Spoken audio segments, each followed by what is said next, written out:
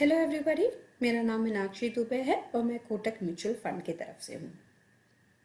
आज हम बात करने वाले हैं अपने मॉड्यूल नेक्स्ट वेव के बारे में। आज हम इसके पार्ट बी में देखेंगे कि क्या क्या पॉइंट्स हम यहाँ पे कवर करेंगे। अब इससे पहले कि हम पार्ट बी में जाए, एक क्विक रीकैप ले लेते हैं उन पॉइंट्स का जो हमने डिस्कस किए थे पार्ट ए में। सबसे पहले हमने बात की कि मैनेजेबल चैलेंजेस क्या होते हैं और हम कैसे उन्हें मैनेज कर सकते हैं, जैसे client servicing, low level of awareness, low market penetration, online transaction, online platform, ये सारे जो आते हैं मैनेजेबल चैलेंजेस और कैसे हम उसे मैनेज कर सकते हैं। अगली बात थी नॉन मैनेजेबल चैलेंजेस की, जो आ जाती है सेबी लेवल पे, जिसके बारे में हम और आप कुछ भी नहीं कर सकते। सो इन पॉइंट पे या इन चैलेंजेस की तरफ अपना ध्यान आकर्षित करने से बेहतर है कि हम उस चैलेंजेस पे फोकस करें जिसे हम मैनेज कर सकते हैं, सो दैट उस चैलेंज को मैनेज करने के बाद हम अपनी प्रोस्पेक्ट लिस्ट को बढ़ा सकें।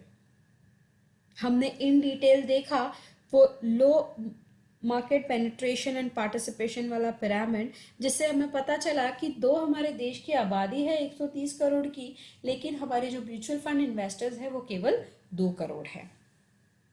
चलते हैं आगे और देखते हैं कि क्या क्या अपॉर्चुनिटीज हैं अभी हमारे पास या नियर फ्यूचर पे। ये अगर आप पिरामिड देखें तो बिल्कुल ये वही पिरामिड है जो हमने पार्ट ए में देखा था। ये इमेज बताती है कि म्यूचुअल फंड बिजनेस 20% से अधिक की ग्रोथ दर्ज कर रहा है, फिर भी हमारे पास केवल 2 करोड़ इन्वेस्टर्स ही है। ये नंबर्स एक बहुत बड़ी अपॉर्चुनिटी की तरफ इंडिकेट करती हैं। बहुत ज़्यादा ज़रूरी है कि हमारे जो इंडस्ट्री लीडर्स हैं वो अपना ध्यान केंद्रित करें B30 कैटेगरी सिटीज़ की, यानी वो शहर जो टीयर 2 और टीयर 3 में आते हैं। कहीं ना कहीं टीयर 2 और टीयर 3 सिटीज़ जो है वो काफ़ी अनदेखी रही है। सो अब वक्त आ गया है कि हम सब मिलकर हमारी इस B30 कैटेगरी पे फोकस करें, क्योंकि बहुत ज़्यादा पोटेंशियल अवेलेबल है इस मार्केट में। अब ये इसलिए इसे कहा जाता है कि हाई पोटेंशियल मार्केट या हाई पोटेंशियल एरिया, क्योंकि यहाँ पे भारत की लगभग 90% आबादी निवास करती है, जो कि हमारे देश की लगभग 60% होती है। टीयर 2 एंड टीयर 3 सिटीज़ जो होती है वो 90% ऑफ पॉपुलेशन है हमारी, और जिनका इनकम कंट्रीब्यूशन भी हमारे देश में काफ़ी अच्छा खासा है। अब समय आ गया है कि हम छोटे शहरों को भी अपने म्यूचुअल फंड बिजनेस के दायरे में ले आए, यानी हम इन मार्केट्स को भी जाकर टैप करें और इसमें से बेस्ट पोटेंशियल हम अपने इन्वेस्टमेंट के लिए निकाल कर लाएं। बात करते हैं बहुत ही इंपॉर्टेंट पॉइंट, जो कि है rising middle class income. Bharat अगले 10 वर्षों में वास्तव में मध्यम इनकम वाला देश बनने के लिए पिरामिड स्थिति के नीचे से तेजी से परिवर्तन कर रहा है, यानी स्लोली लो लेवल इनकम से मूव होकर हम मिडिल लेवल इनकम की तरफ बढ़ रहे हैं। व्यापार करने वाले उपभोक्ताओं से बाजार विकास के नए रास्ते तलाश रहा है। 2030 तक भारत लगभग 140 मिलियन इनकम और लगभग 30 मिलियन हाई इनकम वाला हाउस होल्ड बन जाएगा। अगर मैं बात करूं अपर मिडिल क्लास वाले जो हाउस होल्ड्स है, उनकी संख्या दुगनी से अधिक 168 मिलियन होगी, जो कि देश के टोटल 44% होगा। इस इकोनॉमिक ट्रांसफॉर्मेशन का परिणाम लो इनकम वाले हाउस होल्ड में सबसे क्लियर यानी सबसे ज्यादा एविडेंट होगा। 127 मिलियन लो इनकम वाले घर, जो भारत के कुल हाउस होल्ड का 43% है, घटकर केवल 57 मिलियन तक कम होने की उम्मीद है, जो कि 2030 तक कुल घरों का सिर्फ 15% ही रह जाएगा। In the same time frame, lower middle class वाले पर लोअर मिडिल क्लास वाले परिवारों में 97 मिलियन कुल हाउस होल्ड घर का 33% से 132 मिलियन यानी 34 तक मामूली वृद्धि होगी। बहुत ज्यादा उथल पुथल, बहुत ज्यादा चेंजेस होने वाले हैं जब हम हाउस होल्ड इनकम की बात करते हैं इन द नियर फ्यूचर। हम ऑफ कोर्स अच्छे से बेहतर पे जाने वाले, हम पीछे नहीं आने वाले, हम आगे जाने वाले। इनकम कैपेबिलिटी जो होती है वो हमारी बढ़ने वाली है। आगे चलते हैं, इस पॉइंट को और डिस्कस करते हैं। अब हम बात करते हैं evolution of house hold income की। यदि आप पहले की स्लाइड में देखें तो मिडिल इनकम 16 मिलियन से 61 मिलियन हो गए हैं और अगले 10 वर्षों में ये 168 मिलियन तक पहुंचने की उम्मीद है। आपका ध्यान केंद्रित करना चाहूंगी लो इनकम और लोअर मिडिल इनकम कैटेगरी पे।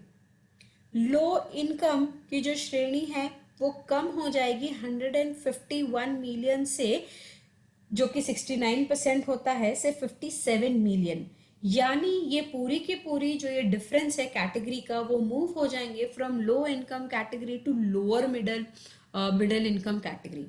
मतलब एक बहुत बेहतरीन पोटेंशियल हम देख रहे हैं इन the Indian economy in next 10 years. ये बहुत इंपॉर्टेंट नंबर्स हैं जिससे हम अपने अगले 10 साल में हमारी जर्नी क्या होगी ये प्लान कर सकते हैं। चलते हैं आगे। Rising middle class income. Bharat में मध्यम वर्ग की आबादी कई गुना बढ़ गई है। अपर मिडिल क्लास की अगर मैं बात करूं, जो कि 2005 में 15 में से एक होते थे, एक फैमिली होती थी, अब वो केवल 4 में से एक फैमिली होती है। यानी जो डिस्टेंस था वो इतना कम हो चुका है। कहाँ 15 फैमिलीज में एक फैमिली अपर मिडिल क्लास होती थी और आज के टाइम में 4 फैमिली में एक फैमिली जो होती है वो अपर मिडिल क्लास की होती है। Currently 6.1 crore upper middle class house hold है हमारे पास, बट फिर भी जो हमारे म्यूचुअल फंड इन्वेस्टर्स है वो केवल 2 करोड़ के ही है। 2 करोड़ इन्वेस्टर्स ही हैं हमारे पास। तो इसीलिए अब ये बहुत ज़रूरी हो गया है कि हम समझें, कि हम आइडेंटिफाई करें कि कितना बड़ा पोटेंशियल अवेलेबल है हमारे इस म्यूचुअल फंड इंडस्ट्री में। हाँ, सवाल डेफिनेटली ये आता है कि कैसे हम अपने न्यू कस्टमर्स को टैप करें, कैसे हम अपने न्यू कस्टमर्स को एक्वायर करें। तो हमारा जो पिछला मॉड्यूल था जो कि बात करता था ऑन एक्वायरिंग न्यू क्लाइंट्स, आप डेफिनेटली उससे कई सारे इनपुट्स ले सकते हैं। But the main point remains कि बहुत ज़्यादा पोटेंशियल अवेलेबल है in the Indian mutual fund industry in next 10 years.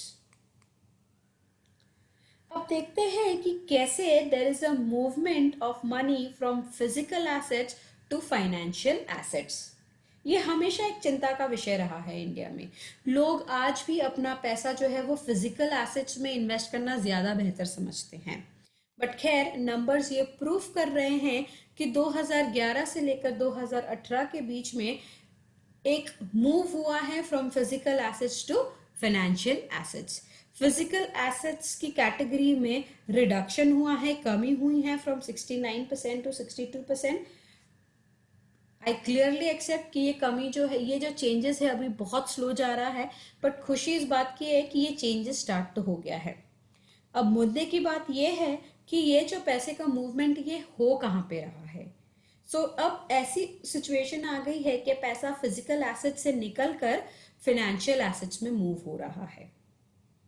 धीरे धीरे लोग केवल बैंक में ही अपना पैसा नहीं रख रहे हैं, या केवल प्रॉपर्टीज नहीं खरीद रहे हैं, या गोल्ड नहीं खरीद रहे, वो फाइनेंशियल एसेट्स में भी अपना इन्वेस्टमेंट कर रहे हैं, जैसे कि stocks, bond, mutual fund etcetera. साथ ही अगर हम देखें तो एक शिफ्ट देखा गया है from assured return products to market link products. बहुत सारी हमारी जनता जो अब ऐसी है जिनका पैसे का मूवमेंट हम देख रहे हैं from fixed deposits to Nifty investments, equity broking into mutual funds etcetera etcetera. Because अब कहीं ना कहीं लोग जो हैं इस बात को रियलाइज करने लग गए हैं कि बैंक में जो एफडी रेट्स हैं वो कंटिन्यूसली गिरते जा रहे हैं। सेंस यही बनता है कि इट इज सिंपल, अगर आपका पैसा तो रिस्क पे है ही, जहां पे एक 8-9 साल पहले आपको 9% की रिटर्न्स मिलती थी एफडी की, आज आपको केवल 4.5% मिल रही है, राइट? रिस्क तो सब जगह है, so why not let us take the calculative risk. इसीलिए शिफ्ट हम देख रहे हैं from assured returns to market risk. अब जैसे कि मैंने कहा कि रियलाइजेशन ऑफ रिस्क तो है ही, बट देन हम ये डेफिनेटली जानते हैं कि risk can be best manage with mutual funds. Equity broking में नहीं डाल सकते, रिस्क बहुत ज्यादा है, और एफडीज में भी पैसा नहीं रख सकते हैं क्योंकि वहां पे लॉस ऑफ अपॉर्चुनिटी है। तो सबसे बेस्ट इन्वेस्टमेंट स्ट्रैटेजी इस टाइम पे है to manage the risk is कि आप अपना पैसा जो है वो म्यूचुअल फंड में लगाएं। बहुत इंपॉर्टेंट एज स्पेक्ट्रम्स है हमारे पास जिसके ऊपर हमारा ध्यान डेफिनेटली होना चाहिए। सबसे पहले है मिलेनियल्स। ये एक ऐसी कैटेगरी है जिनके ऊपर हमारा फोकस पॉइंट होना बहुत जरूरी है। मिलेनियल्स के ऊपर हमने अपने पिछले मॉड्यूल्स में भी बात किया था। अब पॉइंट ये है कि हम इतना जोर क्यों दे रहे हैं उन मिलेनियल्स। इसीलिए क्योंकि मिलेनियल्स हमारे पॉपुलेशन के 34% है। इतना ही नहीं, ये 70% कॉन्ट्रीब्यूट करते हैं हाउस होल्ड इनकम के, मतलब इनकी इंपॉर्टेंस बहुत ज्यादा है आज के टाइम पे। वर्कफोर्स अगर आप देखें तो ऑफिस स्टाफ वर्कफोर्स में nearly 46% of the people are millennials,